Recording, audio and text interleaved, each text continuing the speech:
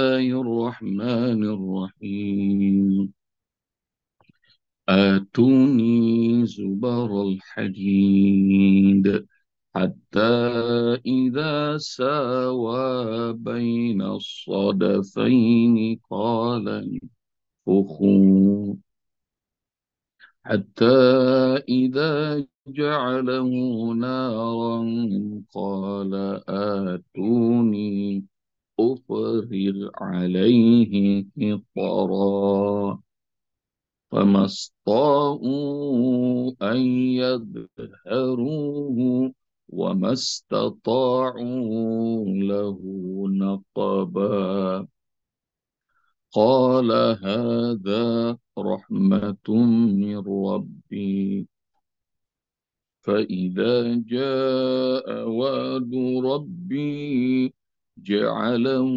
دكا وكان وعد ربي حقا. اللهم ارحمنا بالقرآن. Qala hadza rahmatun min Rabbi, berkata Zulkarnain, ini adalah rahmat dari Rabbku. Fa idza jaa wa'du Rabbi ja'alahu dakka, kalau sudah datang janji Tuhanku, Rabbku, maka monumen prestasi amal ini akan hancur luluh berantakan. Wa kana wa'du Rabbi haqqo, dan sungguh janji Rabbku amatlah benar.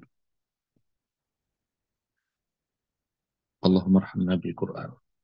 Ayah bunda sekalian rahmati Allah Subhanahu wa taala, yang menyelamatkan kita dalam segala sesuatu adalah rahmat Allah. Jadi ini tentang pentingnya rahmat Allah, menyadari rahmat Allah. Maka syukuri semua yang dikasih sama Allah.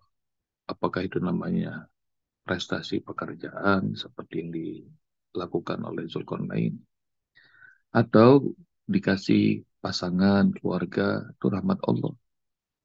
Lihatin tuh, biar ganteng-ganteng juga suami kita, biar cantik-cantik juga istri kita. Pokoknya ini rahmat Allah.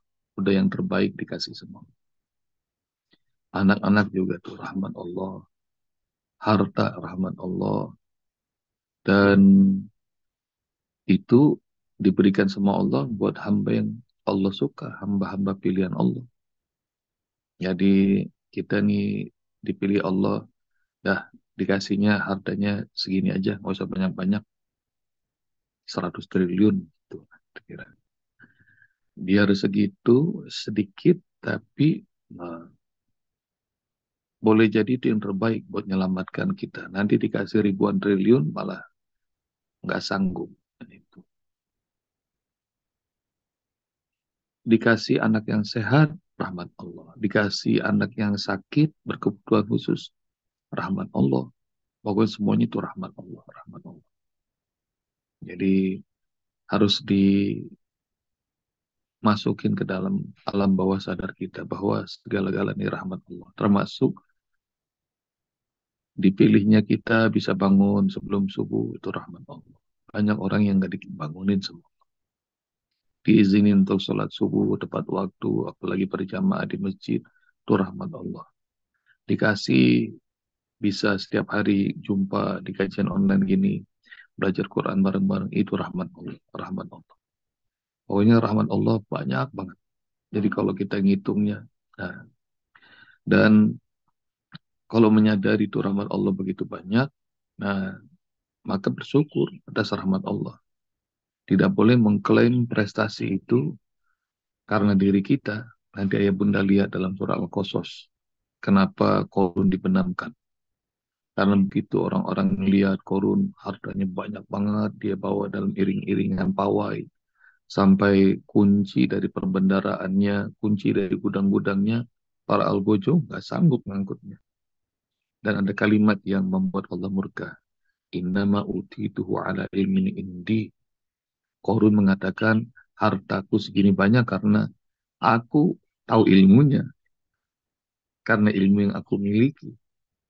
Jadi dia berasa jadi orang kaya karena ilmunya. Demi Allah, banyak yang lebih pintar dari korun, tapi nggak dikasih kaya tuh sama Allah.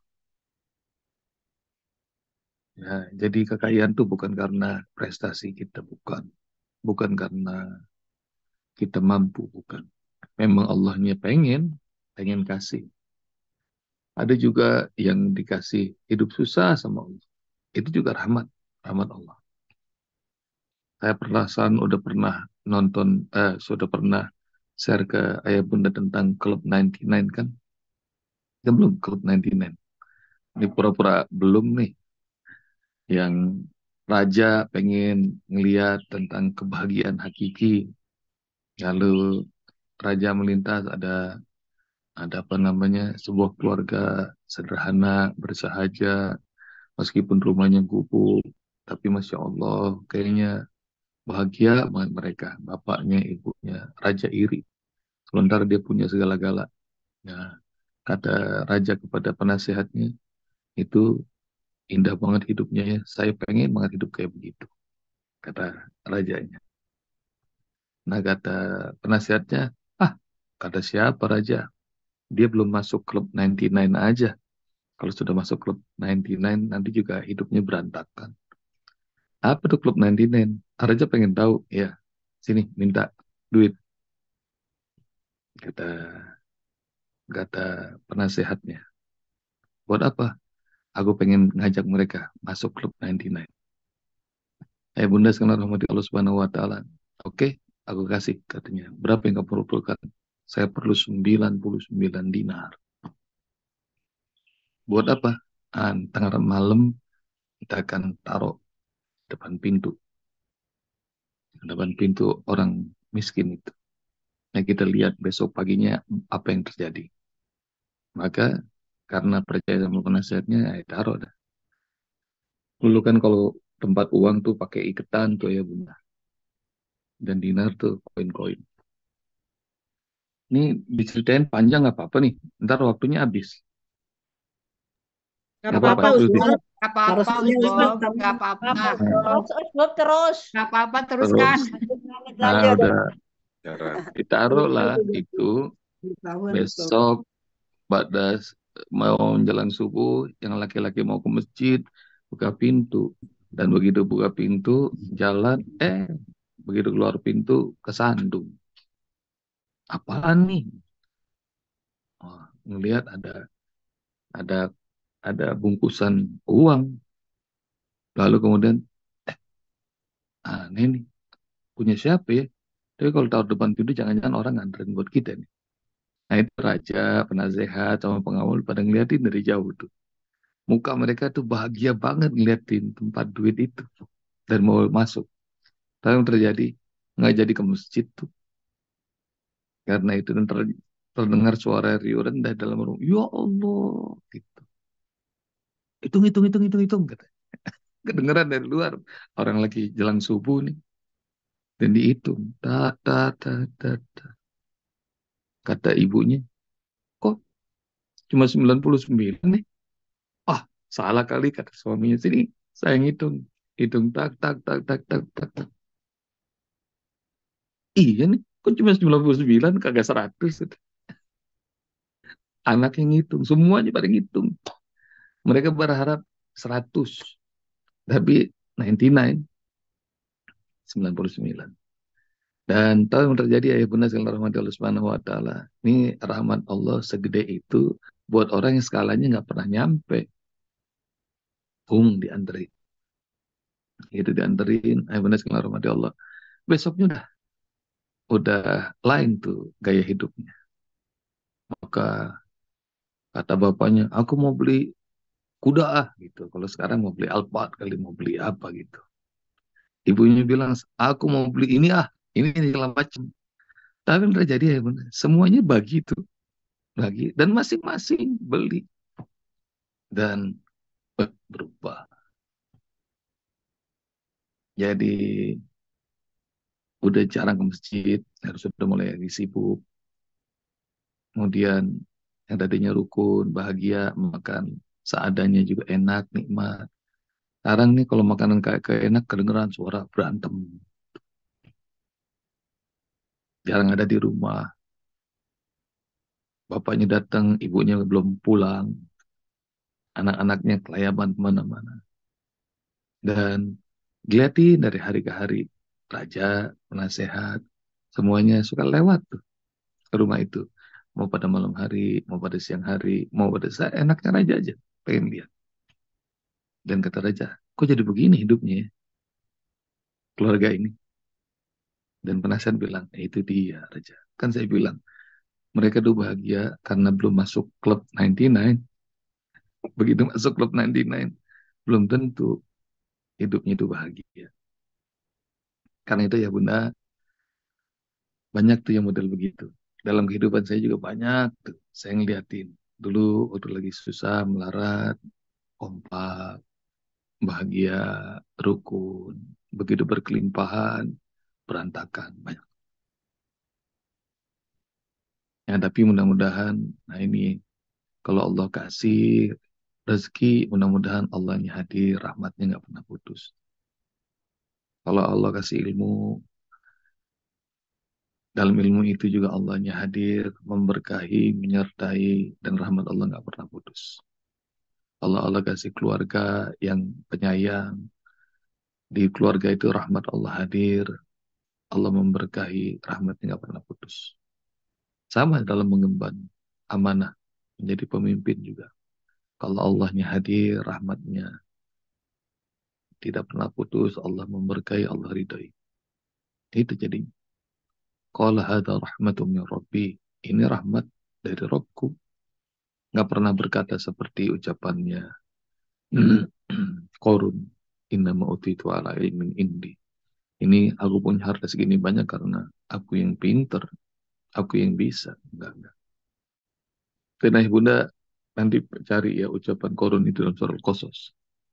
PR pertama. PR kedua juga dalam melakukan amal soleh, nggak usah terlalu pede.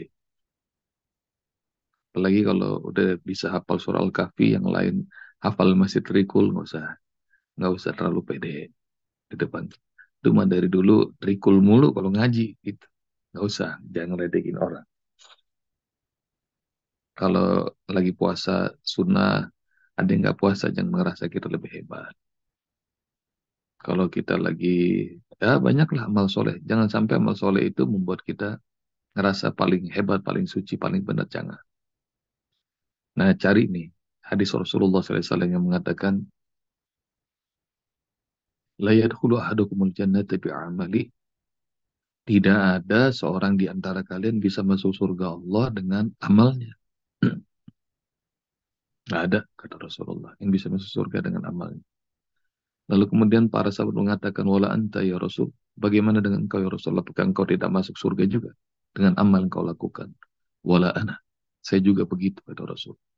Illa ayyatakummadanillah birahmati. Kecuali kalau Allah mau mencurahkan rahmatnya pada. Jadi hatta masuk surga saja itu bukan karena amal. Jadi karena apa? Karena rahmat Allah. Itu lihat ya. Jadi esensi rahmat Allah. Bukan karena kita yang bisa. Nah hadis itu cari sama ya Bunda. Jadi hadis bahwa Rasul mengatakan tidak bisa masuk surga dengan amal. Yang bisa membuat kita masuk surga adalah itu. Adalah rahmat Allah Subhanahu wa taala. Itu poin pertama. Poin pertama sudah habis nih. Udah mau jam 6 nih. Lanjut Usbob. Yang Masih ada kedua, waktu, Sob. poinnya adalah segala sesuatu pasti berakhir. Segala sesuatu itu pasti berakhir. Jadi yang di atas pasti akan ke bawah, yang ke bawah pasti akan di atas. Dan ada seorang raja juga pernah ngomong ke penasehatnya, aku pengen mendapatkan sesuatu yang bisa membuatku sedih di kala bahagia, bahagia di kala sedih. Jadi apa itu? Hadis saya membarakanlah apa yang membuat sedih di kala bahagia, bahagia di kala sedih. Dan akhirnya sayembarkan, dikasih hiburan macam-macam nggak bisa. Dikasih drakor supaya nangis nggak bisa juga. Sedih dikala bahagia, bahagia dikala sedih. Ngerti nggak tuh ya Bunda? Tapi rupanya dari sayembara yang diikuti ada seorang pengrajin besi bawain cincin buat raja. Dan begitu dikasih sama raja, raja bilang, apa nih? Yang lain-lain ngasih penampilan performan, kok ini cuma cuma cincin aja.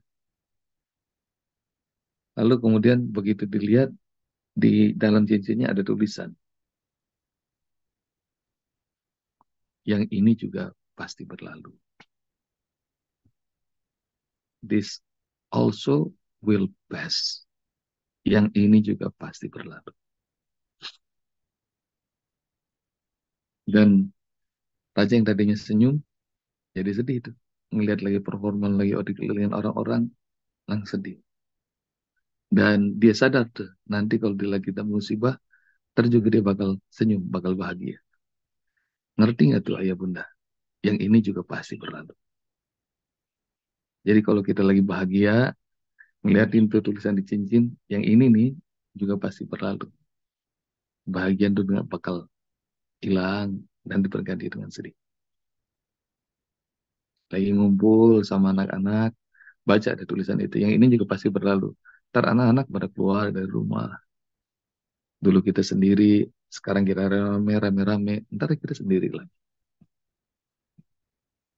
Kalau kita lagi sakit, lagi sedih, nggak ada yang nengokin, ngerasa sendiri, ngerasa terhempas, ngerasa diabaikan orang-orang, baca aja tuh. Yang ini juga ntar berlalu, ntar sakit ganti jadi sehat. Yang lagi nggak punya duit, ntar juga dianterin duit sama Allah Subhanahu Wa Taala. Jadi, nah pelajaran kedua dari ayat ini adalah, meskipun lagi di atas angin, yang ini juga pasti berlalu. Beda jauh wa'du rabbi ja'alahu dakka. Kebayang nggak sih? Kemarin kan apalagi pada ke IKN. Keren banget nih IKN gitu. Dah. Pada rapat kabinet. Tuh. Yang ini juga pasti berlalu. Kalau sekarang ada, banyak monumen-monumen yang hebat-hebat, ntar juga pada hilang. Gitu. Atau orang yang nggak punya sama sekali, nanti dikasih sama Allah Subhanahu Wa Taala. Jadi yang ini juga pasti berlalu. Jadi tidak pernah ada jumawa, tinggi hati, ngerasa bisa, ngerasa hebat. Dan yakin bahwa yang kokoh pasti hancur berantakan. Itu kan dalam surah Ar-Rahman, kullu man 'alaiha fan. Segala yang ada di muka bumi ini pasti hancur, berantakan, fana. Wa yabqa wajhu rabbika dzul jalali wal ikram. Yang abadi hanyalah zat Tuhan yang maha agung, maha mulia. Wa kana wa'du rabbi haqqo, dan janji Tuhanku itu benar. Ya bunda, bayangin deh, sejak zamannya Zulkarnain sampai sekarang, ini kaum Ya'juj wa Ma'juj ngebolongin mulu. Famastata'u lahu naqaba. Jadi nggak bisa, kata Zulkarnain, nggak mungkin bisa dibolongin. Dan mereka sampai sekarang bolongin. Rasulullah SAW pernah khawatir. Rasulullah nggak tahu nih jaraknya Zulkarnain ke Rasulullah berapa ribu tahun. Rasulullah bilang bahwa celaka. Dinding Zulkarnain sudah bolong segini, kata Rasulullah. Nanti cari sama ya bunda ya. Sudah bolong segini. Rasulullah melingkari jarinya. Yang ini ibham, jempol sama telunjuknya. Dan kalau sudah bolong segini, kemungkinan nanti akan makin besar. Dan hadis itu ya bunda dilengkapi dengan hadis lain. Jadi setiap hari mereka bolongin, mereka berupaya, dan setiap mereka sudah mulai kelelahan, pemimpin mereka ngomong begini, dah kita sudahi dulu pekerjaan hari ini membolongi dinding. Besok kita terusin lagi. Itu. Besok kita terusin lagi untuk bikin lubang lebih besar. Tapi Masya Allah, besok pagi mereka datang, itu yang sudah bolong, rapat lagi Allah. Sampai nanti itu setiap hari terus berulang ya Bunda. Mereka bolongin segede gini, udah kelihatan, dah istirahat. Besok kita lanjutkan lagi. Besok mereka datang, rapat lagi. Hingga akhirnya nanti suatu saat di akhir zaman, pemimpin yang ngomong gini, dah pekerjaan kita ngebolongin ini sudah selesai. Insya Allah besok kita lanjutin. Nah begitu ngomong insya Allah, besoknya masih bolong dan mereka bisa jebol itu. Jadi rupanya belum dikasih tahu ilmu insya Allah sama Allah. Sama Allah. Sementara ini jemaah kelas online udah dikasih tahu di ayat 23 dan 24 sudah dikasih tahu ilmu insya Allah. Dan di ayat Bunda kalau nggak percaya cari itu ya. Ya Ya'juj wa Ma'juj bisa jebol itu tembok karena pemimpin ngomong insya Allah besok kita lanjutin lagi. Jadi rupanya nah itu rahmat Allah juga buat mereka. Mereka bisa keluar. Dan besok insya Allah di ayat 99 kita baru tahu tuh. Begitu mereka keluar, nah, mereka membaur sama sama semua alam semesta dan mereka buat kehancuran di mana-mana. Ya, jadi insya kalau Allah berkenan.